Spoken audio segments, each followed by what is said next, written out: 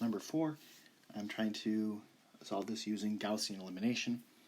So I'm trying to turn this into a triangular system.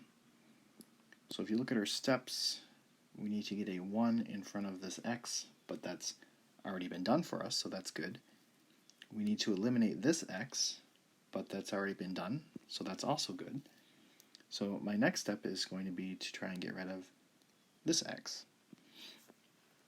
So to do that, I'm going to take equation 3, and I'm going to just add equation 1 to it. I don't need to multiply equation 1 by anything because the x will already cancel out.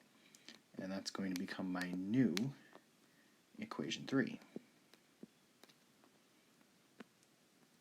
So I have negative x plus y minus 2z is equal to 5, and I'm adding x minus y minus z is equal to 4.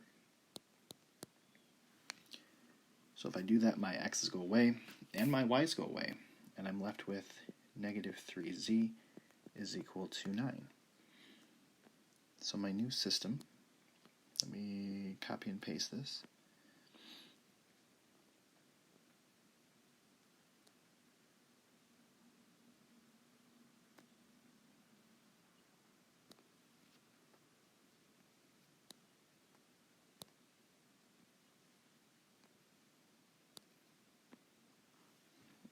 Everything is staying the same except for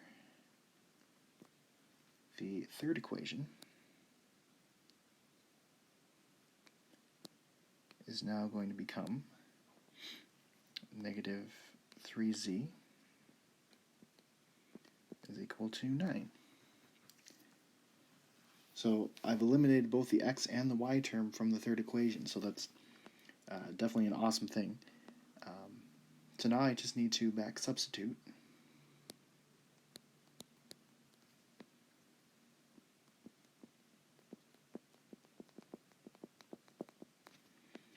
So negative 3z is equal to 9, so z is equal to negative 3.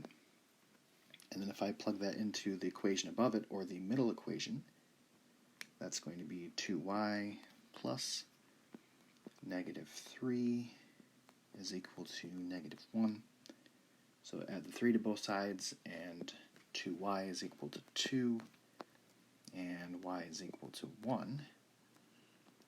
So then I just need to plug those both into the top equation, and I'm going to be working here. So x minus 1 minus a negative 3 is equal to 4. So that will be negative 1 minus a minus 3 is plus 3. Plus 2. And then subtract 2, so x is equal to 2. So my final answer is going to be 2, 1, negative 3. So this one didn't take quite as long because some of the steps were already done, and then in one of our other steps, the x and the y canceled out. So sometimes we get, I guess, good fortune on these.